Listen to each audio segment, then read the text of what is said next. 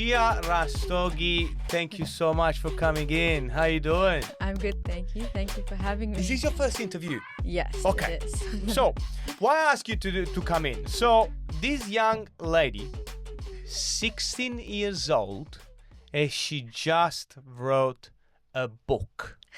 Okay? So, I'm going to repeat just in case people need to digest it. She's 16 years old. She just wrote a book and she owns a couple of businesses. One is a gifting business with your sister. Yep. And you helping your parents into properties. Is that correct? Yep. Thank you so much for coming in. Thank you for having me. No, pleasure. So let's go back. So you're born and bred in Sydney? Yep. Okay. Sisters, brothers? I have one sister. She's 11, 12. She's 12. Yeah. Okay. And you are 16. Yeah. Okay. Where is this mindset of, writing a book? Where did it all start? There must be a day. I mean, Yeah. of course, there are your parents that probably influenced you, I believe. Yeah, they did. Okay. And how did it all start? Yeah.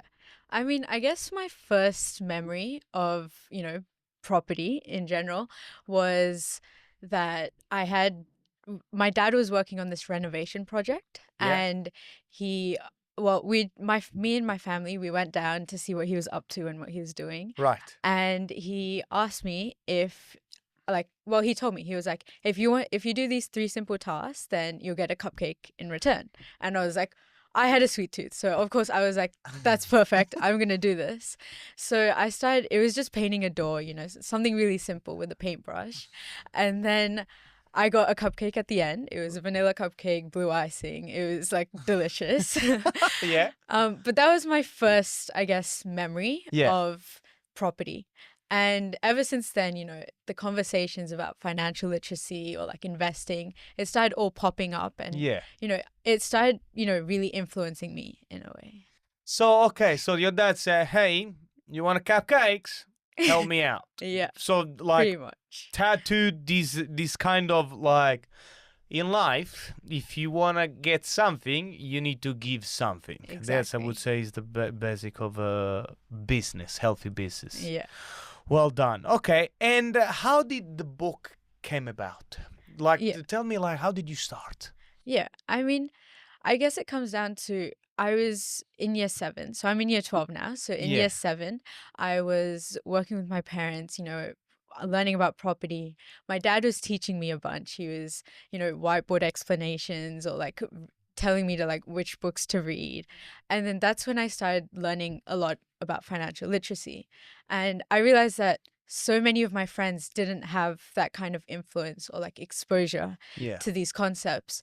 And that's when I realized that maybe I should, write a book. I got the idea in year 8, but I started thinking about, the characters and the descriptions, what the storyline could be.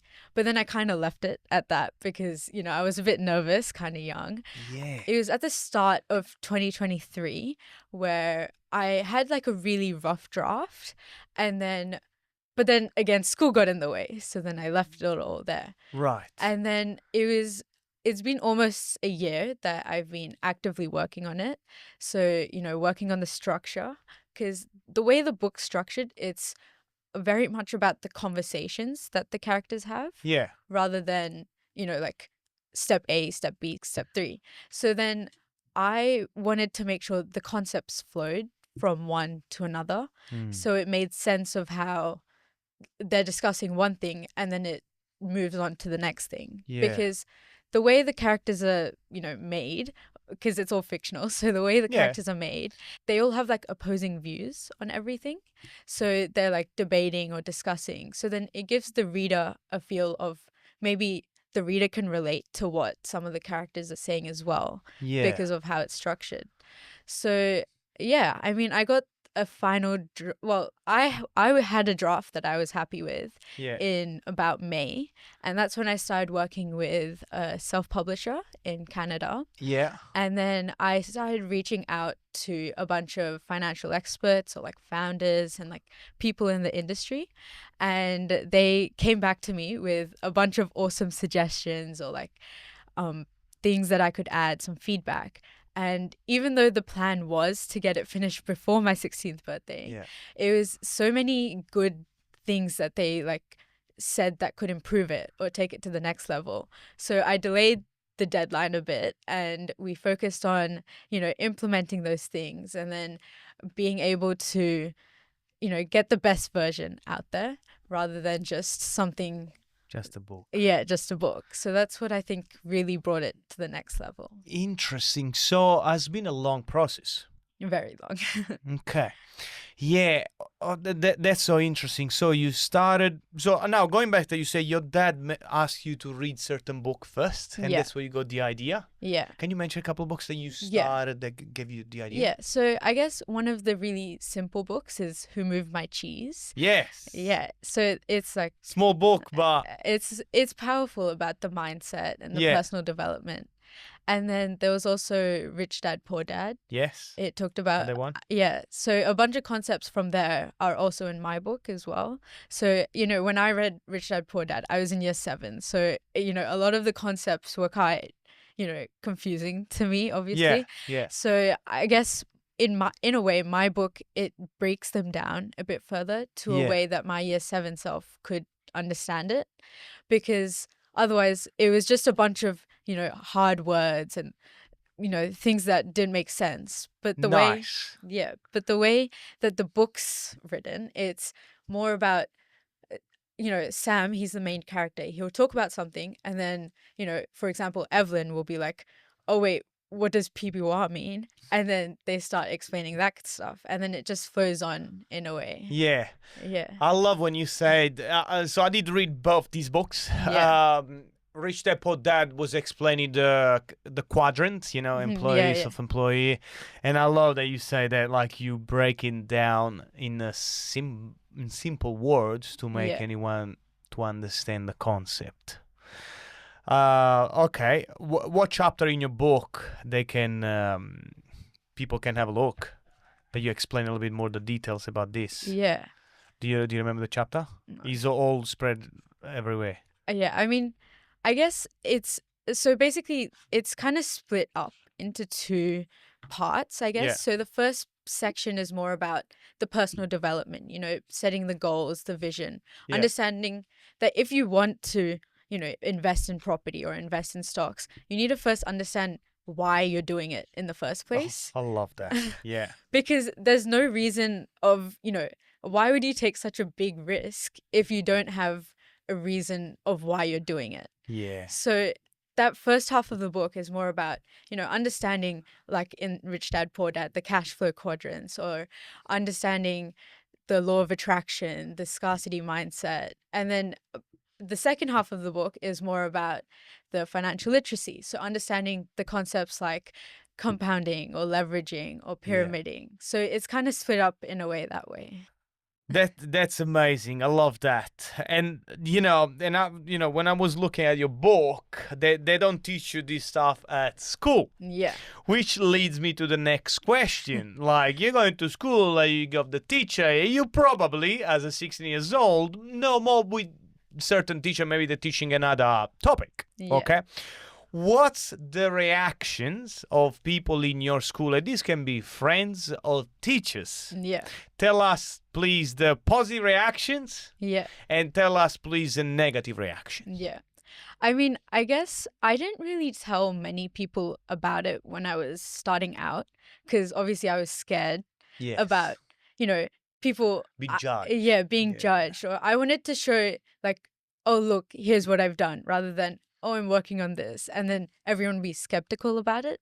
So I guess when I told everyone, though, everyone was, quite shocked and surprised. They were like, there's no way you've just written a book about money. Like, because I go to a selective school, and so Manly Selective. Yeah. So it's very focused on, academics, or like understanding how to be better in school, or like achieving better grades. So they were really shocked about how I was able to write a book while still keeping up with my studies as well. But I guess people who did show jealousy, I guess they weren't really my friends in the first place, because That's right. yeah, There you go. Yeah, but I didn't really care about everyone else's opinions. I kind of just told them And, if they supported me, they supported me. But otherwise, I guess it's more my opinion that matters than Oh, theirs. I love that. That's some gold right there. So, like, people they judge you, they probably never wrote a book. Yeah. Do you know what I mean? And the people they actually wrote a book, they actually want to encourage you. And it's so refreshing to hear from a 16 years old that already understand who you should listen to.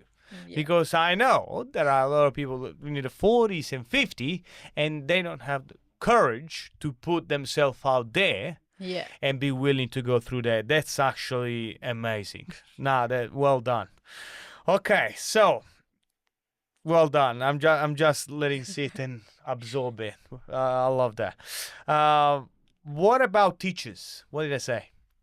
Well, there was one teacher actually. I reached out to, so I mentioned in May, I started reaching out to people Yes. about, how they can help improve it and Yeah. feedbacks. So I reached out to my deputy principal. She used to be an English teacher. Yeah. So she really supported me. She went through the entire book. So she was able to explain how I can, the concepts like show not tell for like English. So, working on my English skills as well, because they're not that great, but with the help I got, I was able to, work on that. So Yeah. she supported me a lot. She's, encouraged me to like speak in front of my grade or like Yeah. be, putting myself out there and stuff. Okay, so you say speaking, you've done few events that you had to promote the book. Yeah. That you jumped on a stage. Tell me more about that. Yeah, I mean, it was a networking event that I went to, and the organizer of the event, he's, really supportive of my journey. Yeah. So he wanted me to come. Well, I asked, and he let me come up on the stage, talk Yeah. about it, and yeah, so That's how you promote the book. yeah, Okay. so networking events. I'm asking this question because I'm learning. All right, to clarify. So Yeah. let's go back to that's correct. So you started your writing journey. What did you do? You just went on your laptop, you got your words, and you just start to type in, or you have like a certain habit that you? Yeah. How did you? Because I know when I start to write things down, I need to have a habit, a location in my house or in my office where I need to just concentrate on it. How do you do it? Yeah, so, well, like I mentioned, it started in year 8. That's when I started, writing down the possible characters' names, those kind of things, concepts that I could talk about. Yeah. And then in 2023, when I picked it up again, I again focused on the structure more. I didn't write as much in the early stages. And then, last year, I was focusing a lot on the structure and how the concepts flowed and stuff. But I think what really helped was writing it down and then expanding on each topic one by one rather than, just writing. Because it also helped me like understand how much more I had to do. It was like a way to track my progress as well. Yeah. And it was like I would write about one thing and then, I could get bored of writing that. So then I like went to the next thing. So yeah. Okay, so in regards the book title. Yeah. So how did you come about like, all right, I'm going to talk about finances? Yeah. Because I believe this is every writer, especially the first time, they go through an overthinking process until they find, I want to write a book about, should I write about my business or should I about myself? Yeah. Should I talk about personal development or should I talk about marketing? So I mean, how did you choose like, all right, I'm going to write a book on finances? Because that's how did you find that specific topic? Yeah. I mean, I guess I didn't really consider any other topics. It was kind of like I guess I understood that there was a gap between how financial literacy is taught. Yeah. I mean, so many of the books that are out there, they're really like intimidating or so many concepts that can be hard for like a first-time person to read and understand and be like, oh, yes, I can do this. Agree. So I guess my book is more of a way to put it all into really simple terms. The characters, they're average Aussies. So it's a way for the people, the readers, to understand and relate to those characters.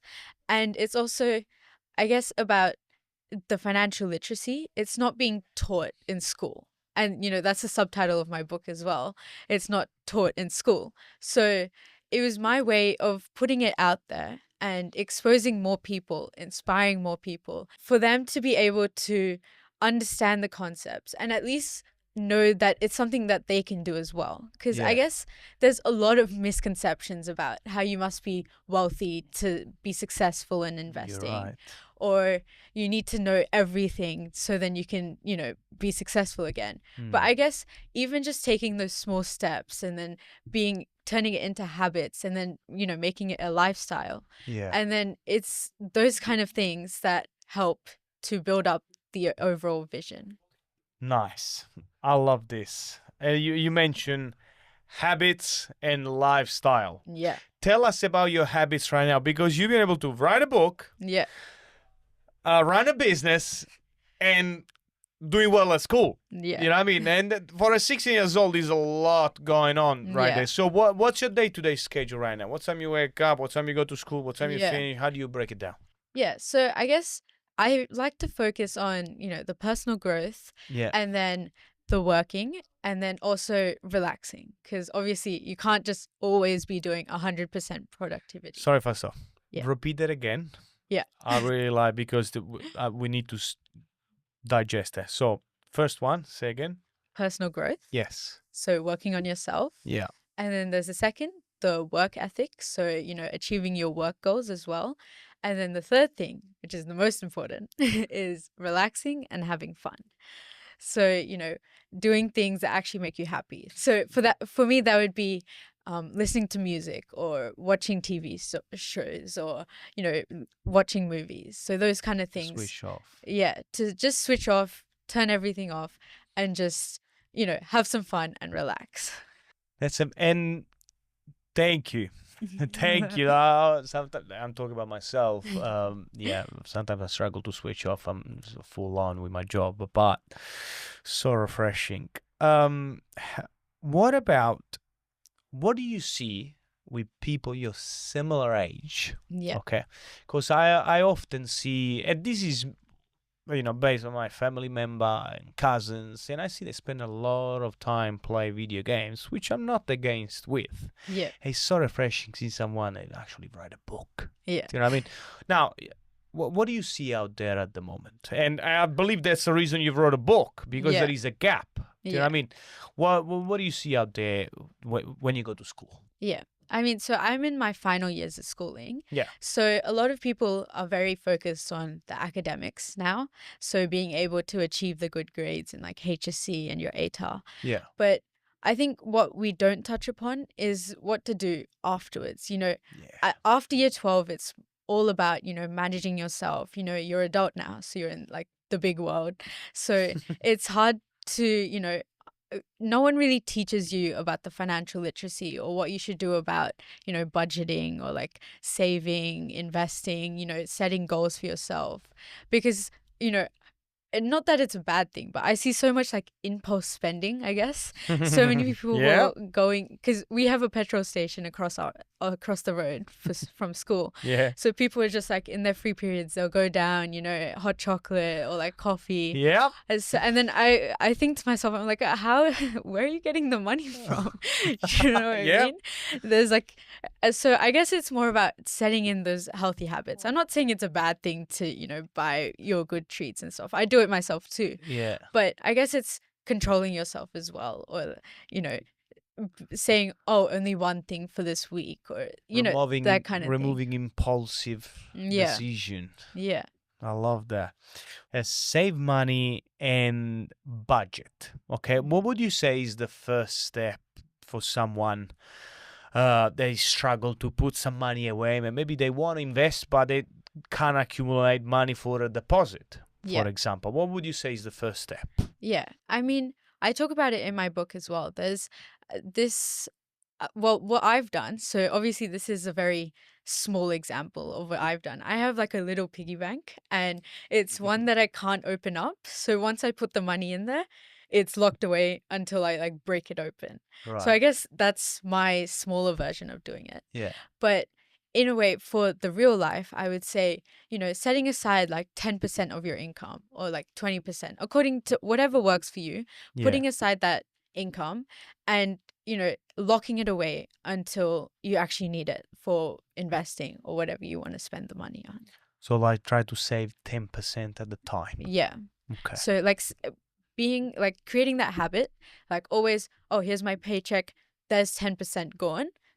I actually only got 90%, if you know what I mean. Yeah. So then you focus on, putting the money away first and then doing your spending rather than spending and then saving. Yeah, that's great. Even like this is actually very good. So save money first and spend after, not the opposite. Don't spend it first and like, oh, is there anything left over? You're not gonna have anything left over.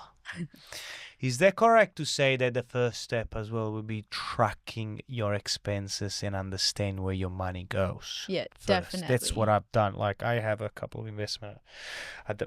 I have one property, planning to buy the second one. The first big step was to save for a deposit. Definitely. And what I did in my case, the first one is understanding my expenses. How much am I spending on rent? How much am I spending on food? How much am I spending on this before I want to save some money? Yeah. Is that correct to say, like, the first step you understand where do you spend your money? Definitely. So the first understand where you are right now. I mean, I know you want to create the habits of saving money, but it's important to understand where you are now, what your current financial environment is, what's actually happening in your life, and what steps you need to take to change that. And obviously you might be thinking, oh, I don't know how that happens.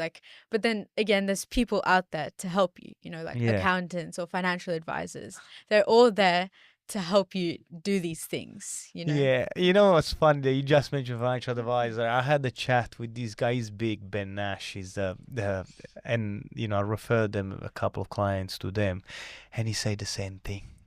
He's a financial advisor. So, well done. Okay, thank you.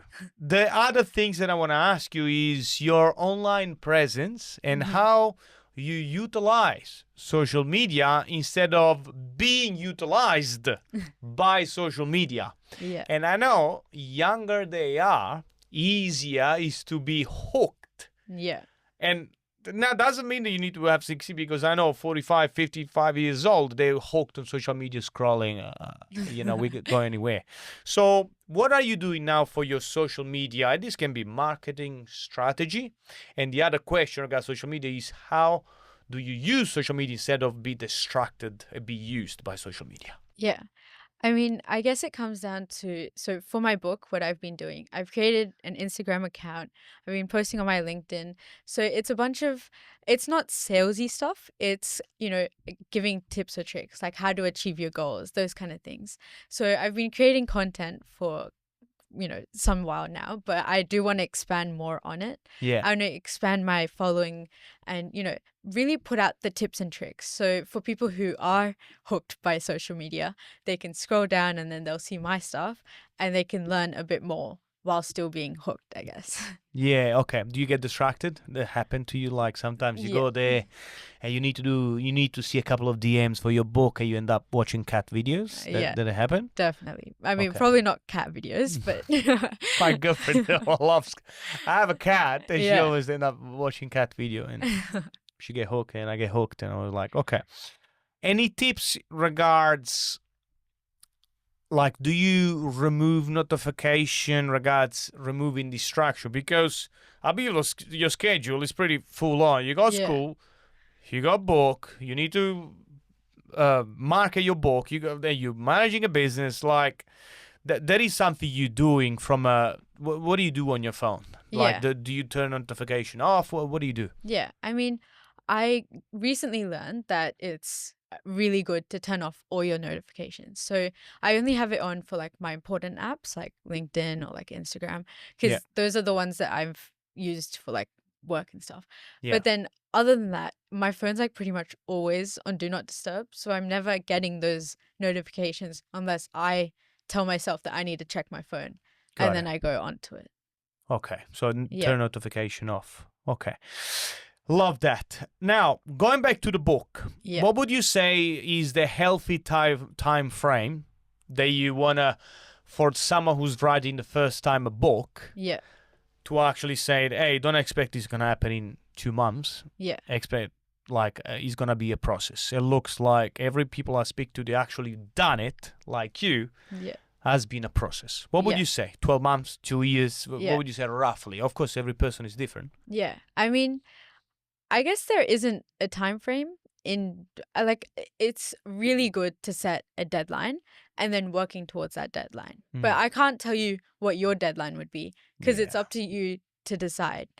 So you need to set your own goals, figure out when I can fit, writing a book or like even any other goal. I guess this isn't just about writing a book. Yeah. It's also like can I put an hour every day or maybe like 15 minutes every day Yeah. or like an hour at the end of the week, those kind of things. And then saying, okay, realistically, if I do those things over the span of, 52 weeks, 1 year, I'll be able to write a book.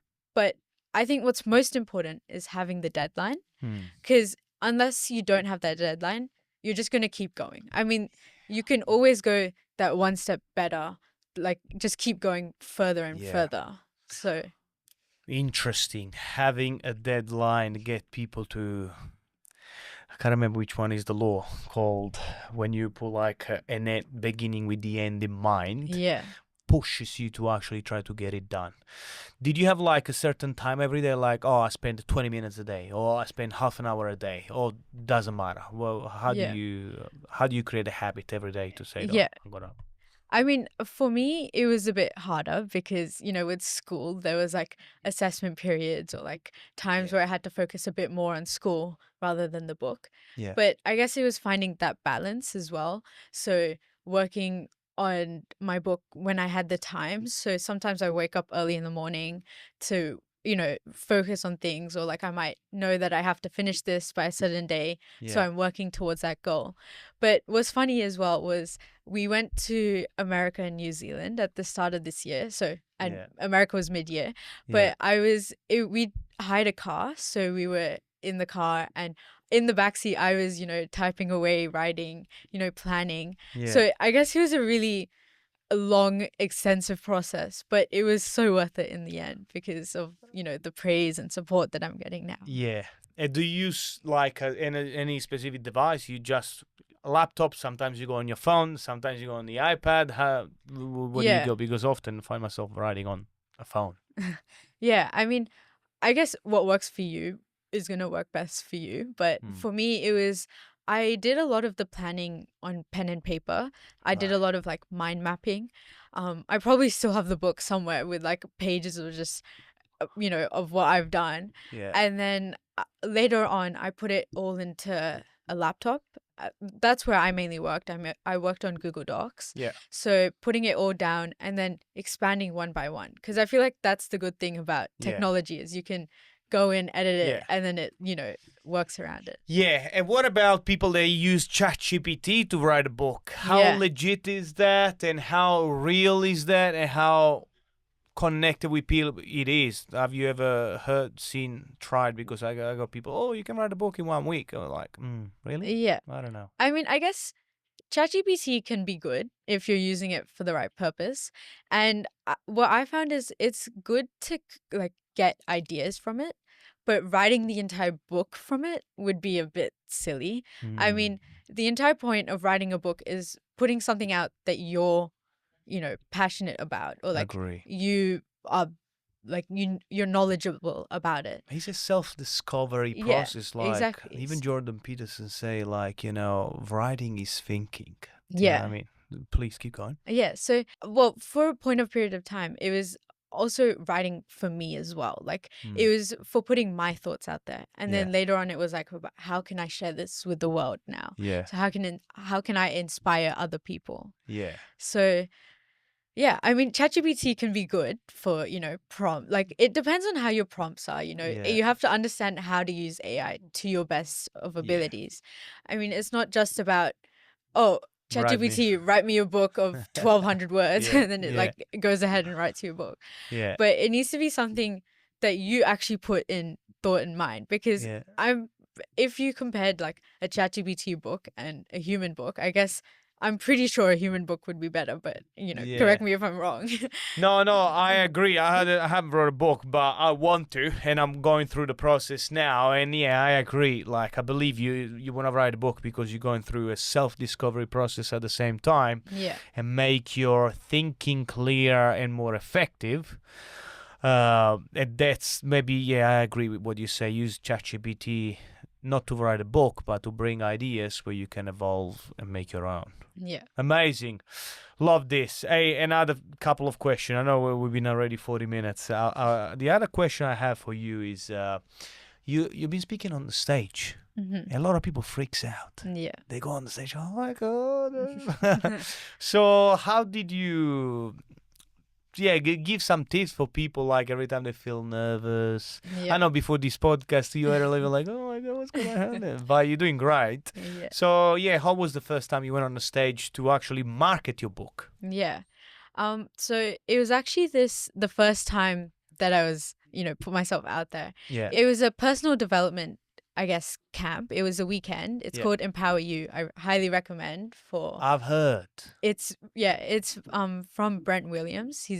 It's really good, but it's basically, teenagers, young adults. It's for those people to understand where you want to go, give you clarity about stuff. And it's really life-changing. I really recommend. But it was there where Empower You. it was there where I first talked about my book, and I was, terrified at first. Yeah. I wrote a little script before, and I got on stage. Yeah. I talked about a few things, but there was so many Completely. things that I missed out on. But yeah, it It's was normal because all the pressure, you forget like what I was talking about. Yeah. Well done. Okay, that's amazing. Actually, on that, because I did a bit of acting and theater, and this is what I'm admiring about you, because I saw you like before starting the podcast. We were like, but you keep going. Yeah. Do you know what I mean? You work through it, and Yeah. now it looks like you're comfortable. Hopefully, I made you feel comfortable. What's the tip Mhm. to people? They are, and this is for the overthinkers.com. Yeah. Okay, so anyone, they're like, oh, I want to write a book. Oh, I don't know, people judge me. Yeah. Oh, I need to go on the stage. Oh, I can't do it. So Yeah. because I believe a lot of people, the main issue they have, they think too much. Yeah. Okay, so what's the tip that you give on people when they go through the stage of, oh, I'm nervous, oh no, I'm relaxed? What's the tip would you give to them? Yeah. I mean, for myself, I think that I do quite. I'm guilty of overthinking as well sometimes, but I guess it's more about having people who support you, and so Yeah. my parents played a huge part in that. They've helped me, push me forward, support me, but then also like my friends and stuff, they're there to tell me like, oh, good job, you did like a really good, like those kind of things, the positive reinforcement. But I guess having the support community and surrounding yourself with people who actually care about what you're doing, understand why you're doing it, and then pushing you forward to do even better, rather than having those people who are, side-eyeing you or like, looking Negative. down on you. They're like, Yeah. why are you doing that kind of thing? Don't hang around there. Yeah. They can be like cancers. Definitely. Okay, now on that, more you talk, more things I pick up. The other one is dealing with rejection, Mhm. because I believe through the process of publishing a book, you went Yeah. through some processes. You Yeah. went through some people say, no good. Oh, change it. Is that correct? what I'm Yeah. saying? Okay. Yeah, so like in May when I, reached out to people, some people didn't respond to the emails. There you That, go. that was, but obviously it's part of the process. They're busy people that I was reaching out to. So of course not everyone's gonna be like, oh yes, I'll hop onto this and start doing it. But then there's also I forgot. No, so you went through numbers, and you mentioned Yeah. some, and they're busy, and so you Yeah. went through numbers Yeah, and then until even you find the one that helped you Yeah. out. even the feedback I got, I thought, originally I thought it was a good book, but then they came back with feedback and they were like, oh, you don't have that much character development. Like you don't have, your the way you've explained stuff doesn't make sense. Or like, oh, you shouldn't have this sentence in it. It's like, it's there for nothing. Yeah. So then instead of being like, oh no, everyone thinks that I have a bad book, like it's horrible, it was more about implementing the feedback. How can I Yeah. make it better? How can I take it to the next level instead? I love that. So yeah, so get the feedback, Yeah. and sometimes you need to go back in order for you to move forwards. Yeah. There is something I've heard some ways called setbacks are feedbacks. I love Hmm. that. Yeah. And keep working until you get there. Yeah. That's amazing. Hey, last two questions after I let you go. All right, Okay. I promise. So the next age, what's the future for you? What's the plan? Where are Yeah. you going? Because you got a book, you got already a couple of businesses, so you're Yeah. 16 years old, so we're excited to see what's the plan. Yeah. I mean, I want to really expand my impact and, expose more people about these concepts because, so many books, like I said, they're so technical and intimidating. But I want to be able to show everyone that, you don't need to be like crazy rich to be successful. You don't Yeah. need to have like a really good background behind you to do something good in your future. It's about those small steps that people can take and turning that into habits, making it a lifestyle, and then, you know, doing what you love and, taking money as a way to empower you rather than, focusing on, oh, my numbers, like I've saved this much money, yay me. It's more about, you know, Using. creating those opportunities, financial freedom. We talk about it. It seems like such a long-term goal. Like, I mean, it is a long-term goal, Yeah. but it's something that gives opportunities. Like I've seen from my parents as well, they've got their own property portfolio. So it's allowed us as a family to travel more. Like we've done, I think, 2 or 3 international trips already this year. So we were able to do that based on the opportunities and, what like the money has been able to follow us rather than we're like chasing after, oh, I have this much money, I have this much investments. It's more about creating the opportunities and being like, yes, I can do this. Love that. I'm gonna break it down because I really want to, uh, you know, get into the details. So yeah, Yeah. using money as a vehicle to get where you want to go, Yeah. and use money instead of be used by them. Yeah. Like, and what you say is set up certain assets Yeah. where they can feed your day-to-day lifestyle and contribute your day-to-day lifestyle, where you can get to the point you can choose if you want to go to school today or not. Yeah. That's why I felt bad. Like, are you sure you want to come on Wednesday morning? I was like, you can afford to choose if you want to have 3-4 trips overseas, Yeah. or it's just money is more like having the options and Yeah. choices to do Yeah. whatever you like. Yeah. I love that. Thank you so much. I'm gonna buy you. this book, okay, because I wanna support and I'm a fan of Yeah. what you're doing. Where people can find you. This is Yeah. the name of the book. Do you have a website? So I have a website. It's called Class Clown to Wealth Wizard. Yeah. And you can order an autographed copy, signed by myself, of course. There you go. Yeah. Or it's also on Amazon for international buyers. Yeah. And then there's also a Kindle for it. So if you don't want to invest, if you don't like reading paper, Yeah.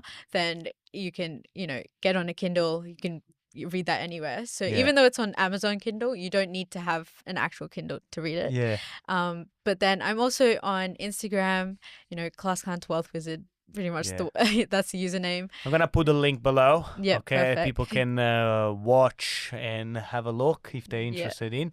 Is there anything else we should mention before I let you go? Yeah, I mean, for everyone listening, I think it's best to, start taking those small steps. It's like planting a seed almost. At first there's going to be no growth. You won't see anything happening. But once it starts happening, it'll flourish into a beautiful garden.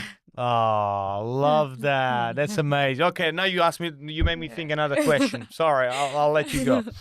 You mentioned you want to inspire people. Mhm. You want to get more into the financial world, like, and this can be real estate, and this can be finances, financial planning, or more into the personal development, which is in a certain way linked. Yeah, I mean, well, I know that in the future I want to run a business. I haven't obviously thought about what exactly I want to do. It could be something finance related, personal development related, or even like digital marketing, something that I'm passionate about. Yeah. But yeah, I do want to inspire people. It's about, I guess, like you said, the personal development and the financial literacy, they go hand in hand. Like, if you can't work on your financial literacy without actually having a reason of what you're doing. Yeah. And then you can't work on personal development if, I guess, you don't have the money or resources to do that. So Yeah. it's about working on both things at once rather than focusing on it individually.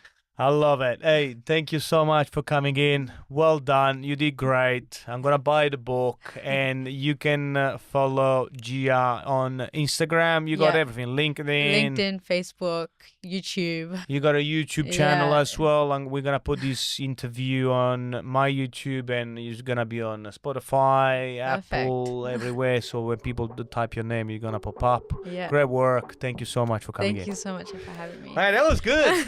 How you Yeah, feeling? That was good. This is general advice and does not take into consideration your objectives, situation, or needs.